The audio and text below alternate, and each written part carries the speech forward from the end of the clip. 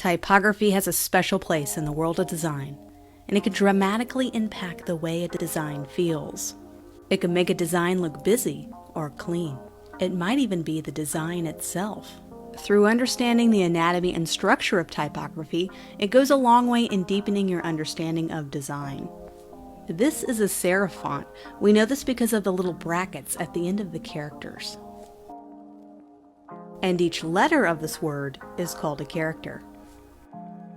If you were to draw a line that hugs the bottom of each letter, not including the little tails, which are called the descenders, this line would be called your baseline. You can also draw a line across the top of these characters, which does not include what's called the ascenders, or this little area right here, and then you can draw your second baseline. What are between these two lines is the very core of your word or character, and this can help you find balance in your type. You may find you have more ascending than descending characters, and this revelation can help you decide how to balance this type in a headline or a logo, for example. The line that can be drawn at the top on the tip top of your ascenders is called the ascent line. The line that can be drawn across the bottom of your descenders is called the descent line, so hopefully that can be easy to remember. With a really good font, you'll be able to draw these nice ascending and descending lines across the top and the bottoms, but not all fonts or typefaces work that way. Script fonts, like this one, don't always follow this nice lined pattern. Now let's go over some basic typography vocabulary. The tail is the very tip of the character. The descender area, which we now know takes up the bottom half, the tail is just the very tip of the character. This is an example of the stem of the character. Ears are anything that expands outside of the character, like in this example of the G. Fortunately, you'll notice a lot of typography terms are named after human anatomy, so as you can guess, this H is a great example of a shoulder. Loops are common in certain font characters. Anything that's completely closed inside a character is called a closed counter. This is an example of a character leg. Crossbars join two stems together, for example, in this A.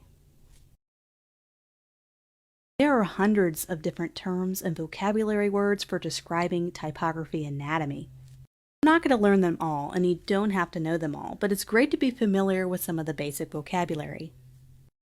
That means knowing some of the basics is fantastic, but don't feel like you have to know every single term and memorize it. What's most important is studying how type feels, looks, and behaves with other characters, words, and colors in designs to make our overall pieces cohesive and balanced. I'll go over a few terms that are must-know terms in the world of graphic design. Many of these phrases and terms are thrown around in client emails and professional feedback you may receive. Kerning is the manual created space between each character. Each type has a natural kerning added to it. When you manually reduce or expand the spacing between the characters using software like we'll use in the class, you'll get the term kerning. In logo design, for example, I always try to manually kern type characters because even just slight adjustments can make a big impact on how it looks. The default spacing on fonts is not always perfect. Also, kerning can help balance the logo by increasing or decreasing the space created between characters. Tucking that letter in to reduce that extra white space can elevate your type in your design. I love to experiment with different font options when doing logos and headlines. Some fonts work really well for my desired look, beautiful serifs, tails, and loops. But take, for instance, these fonts. Notice how they look pretty similar at first glance, but they vary quite a bit when you zoom in and you look for the little details.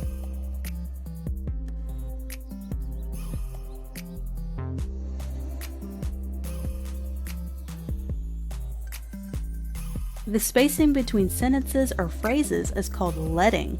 The amount of leading between sentences in a larger paragraph can really change the look and feel of a block of type.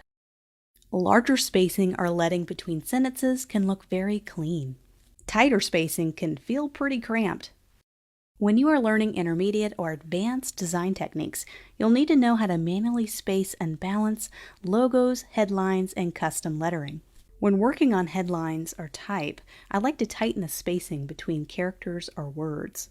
I try to find opportunities to put words and characters in nice white spaces, almost like a puzzle piece, and it seems to work really well that way when I do that.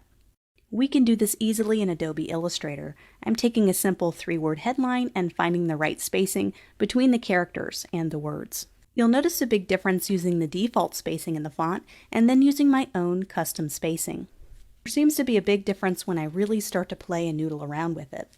Sometimes your main headline and phrase is the biggest focus of your design, and having a nice custom-tailored look to your typography goes a long way in making it look professional. It's also good practice to combine different font types and styles in the same headline. So in this case, taking our less important words and making them smaller and in italics, and pairing it with a nice script font and combining that together, and also using this sans serif font, it really works well together. Also, tucking in words and reducing large amounts of white space between the characters and letters makes it seem more like a cohesive design. Custom lettering is very important in logo design and branding. In this case, I'm taking 2 script fonts and combining them together to make one unique word. Script fonts can be tricky. If you don't like how a script font looks with the first capital letter, you can always take another script font and use that as the first capital letter if you like how that looks a little bit better. So in this case, switching out that first letter makes it more readable. You can take a typical font and use it as your base font. From there, you can add something unique or distinct to make it your own type and make it unique to your brand.